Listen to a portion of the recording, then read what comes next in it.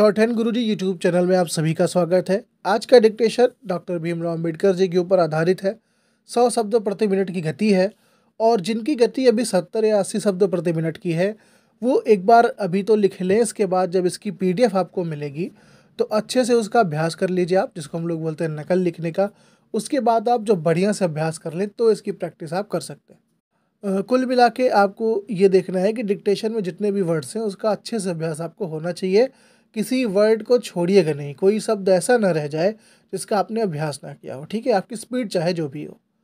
तो चलिए टाइम नहीं वेस्ट करते हैं, सीधा डिक्टेशन को स्टार्ट करते हैं। अगर अभी तक आपने सब्सक्राइब नहीं किया तो चैनल को सब्सक्राइब करिए और लाइक करिए इस वीडियो को।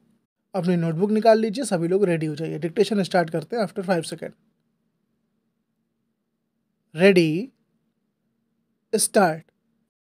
आज हम बाबा साहेब भीमराव अंबेडकर की 131वीं जयंती मना रहे हैं। इस अवसर पर सार्वजनिक जीवन से जुड़े कई वर्ग विभिन्न मंचों के माध्यम से उन्हें स्मरण कर रहे हैं। जैसे जैसे समाज शिक्षित एवं जागरूक हुआ है, वैसे वैसे बाबा साहेब के व्यक्तित्व, कृतित्व एवं संदेशों की स्वीकार्यता बढ़ी है। यह सुखद है कि बाबा साहब का नायकत्व अब किसी जाति, धर्म एवं प्रांत की सीमाओं में बंधा न रहकर राष्ट्रीय एवं अंतर्राष्ट्रीय स्तर पर उभर रहा है। भारत के अलावा अमेरिका, इंग्लैंड, कनाडा और नीदरलैंड जैसे देशों में भी उनकी जयंती मनाई जाने लगी है। इन देशों में रह रहे भारतवंशी उन्हें स्मरण करते हैं। उनसे जुड़े तमाम कार्यक्रमों की सूचना आपको इंटरनेट मीडिया के विभिन्न मंचों पर सहजता से मिल जाएगी। समय के साथ राजनीतिक परिदृश्य में भी अंबेडकर की पैठ बढ़ी है। दक्षिणपंथी, वामपंथी और मध्यमार्गी सभी अपने अपने स्तर पर उन्हें आत्मसात कर रहे हैं।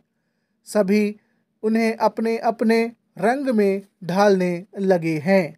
किसी का रंग नीला है, किसी का लाल और किसी का भगवा। उत्तर प्रदेश में आपको अंबेडकर की प्रतिमाएं काफ़ी संख्या में मिलेंगी। यहाँ गांव, कस्बों और शहरों में उनकी प्रतिमाएं लगी हैं। उनमें बाबा साहेब प्रायः कोट टाई पहने, कोट की जेब पर पेन लगाए और चश्मा लगाए हुए चित्रित किए जाते हैं। इन मूर्तियों में भी बाबा साहेब के कोट का रंग भी कहीं नीला, कहीं काला और कहीं केसरिया दिखाई पड़ता है। यदि हाल के वर्षों में बाबा साहेब की स्मृतियों पर भगवा रंग चटक हुआ है तो इसके पीछे भाजपा और राष्ट्रीय स्वयंसेवक संघ के कई संगठनों की अहम भूमिका रही है। भाजपा और संघ के अन्य संगठन बाबा साहेब के प्रतीकों एवं संदेशों के प्रति अपनी प्रतिबद्धता दिखाने के लिए कई आयोजन करने में लगे हैं। भाजपा बाबा साहब की याद में राष्ट्रीय स्तर पर सामाजिक न्याय सप्ताह मना रही है। इसके अंतर्गत वह तमाम कार्यक्रमों के माध्यम से जनता को बाबा साहेब के मिशन को पूरा करने के लिए किए जा रहे अपने प्रयासों के बारे में बता रही है। जहां प्रधानमंत्री नरेंद्र मोदी 14 अप्रैल को ही नई दिल्ली में PM म्यूजियम का उद्घाटन करने जा रहे हैं, तो वहीं उत्तर प्रदेश सरकार 14 अप्रैल से राज्य में कई जिलों में दलित मित्र कार्यक्रम शुरू करने जा रही है। इसके तहत गोष्ठियां, सांस्कृतिक कार्यक्रम, चित्र प्रदर्शन आदि माध्यमों से गरीब एवं दलित कल्याण के प्रति सरकार के प्रयासों के प्रति जनता को जागरूक बनाया जाएगा। यह अभियान लगभग 4 महीने चलेगा।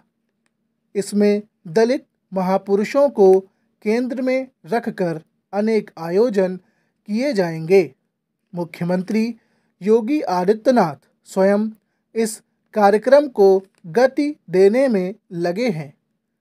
भाजपा की छात्र इकाई एबीवीपी ने इसी अवसर पर सामाजिक समाहन के लिए कार्यों एवं उन पर चर्चा के साथ अपना इतिहास ध्येय यात्रा शीर्षक से प्रकाशित किया है। भाजपा अंबेडकर के मिशन से संदेश लेकर दलितों एवं उपेक्षितों के सामाजिक एवं राजनीतिक समाहन, गरीब कल्याण के कार्य, दलित एवं वंचितों समुदायों के नायकों को सम्मान एवं भागीदारी की दिशा में किए जाने वाले कार्यों को प्रसारित करने में लगी है। इससे संगठन का समाज के हाशिए के समाजों से संवाद एवं उनमें प्रसार बढ़ेगा। अपनी पुस्तक फैसिनेटिंग हिंदुत्व और रिपब्लिक ऑफ हिंदुत्व में मैंने समाज के हाशिए के समूहों में संघ परिवार, जिसमें भाजपा भी शामिल है, के बढ़ते प्रसार की चर्चा की थी।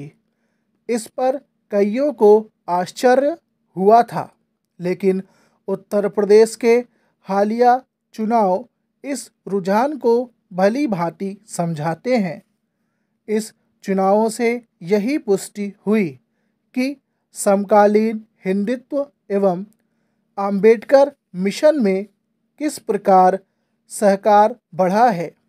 वास्तव में हमें भारतीय राजनीतिक गोलबंदी के इन नए परिवर्तनों को स्वीकारना ही होगा।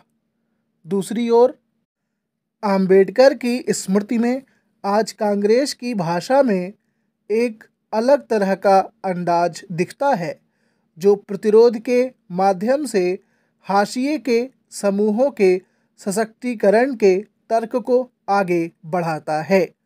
उनके नेताओं के बयानों एवं कार्यक्रमों में ऐसे तर्क उभरते हुए दिखाई देते हैं।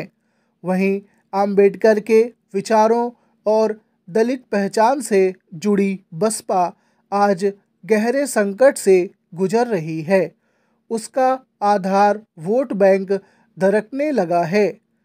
वह इस वर्ष समाज के दलित, शोषित, वंचितों के पार्टी के प्रति बढ़ रहे बिखराव को रोकने के लिए अंबेडकर के प्रतीक एवं स्मृति का सहारा लेने की दिशा में कार्य कर रही है।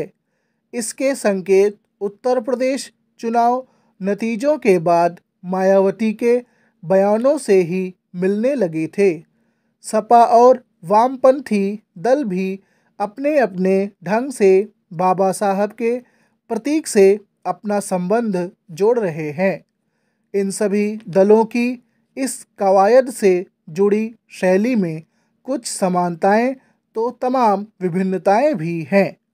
बाबा साहेब के प्रतीक की एक बड़ी विशेषता यही है कि यह राजनीतिक होने के साथ साथ सामाजिक प्रतीक भी है।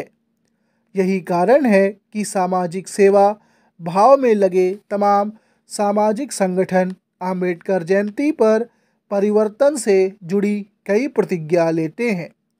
मुख्यधारा के मीडिया से लेकर इंटरनेट मीडिया पर इससे जुड़े तमाम संदेश दिखते भी हैं। इस संदर्भ में हमें यह भी स्मरण रखना होगा कि प्रतीकों का महत्व तब और बढ़ता है जब उस प्रतीक से जुड़े सामाजिक समूह जनतंत्र में मजबूत और प्रभावी होते जाते हैं। उनमें विकास की आकांक्षा बढ़ती है, उनकी आवाज़ का वजन बढ़ता है। विगत 7-8 दशकों के दौरान भारत में दलित एवं हाशिए के समूहों में राजनीतिक एवं जनतांत्रिक चेतना सशक्त हुई है। एक गांव में फील्ड वर्क के दौरान दलित वर्ग से जुड़ी एक महिला का यह कथन मुझे उल्लेखनीय लगा कि बाबा साहब के कारण ही हमारे समाज के तमाम लोग जेब पर कलम लगाकर घूम रहे हैं। हमें बाबा साहब को भूलने नहीं देना है। भारतीय समाज के दलित एवं वंचित समाज का यही भाव बाबा साहेब आम्बेडकर की स्मृतियों को निरंतर प्रासंगिक बनाता जा रहा है। स्टॉप। अगर डिक्टेशन आपने यहाँ तक लिखा है तो प्लीज़ इनके इसमें जितने भी शब्द आए हैं सभी का अच्छे से अभ्यास कर लीजिएगा, कोई भी शब्द बाकी ना रहने पाए। मिलते हैं फिर हम नेक्स्ट वीडियो में, तब तक के लिए गुड बाय।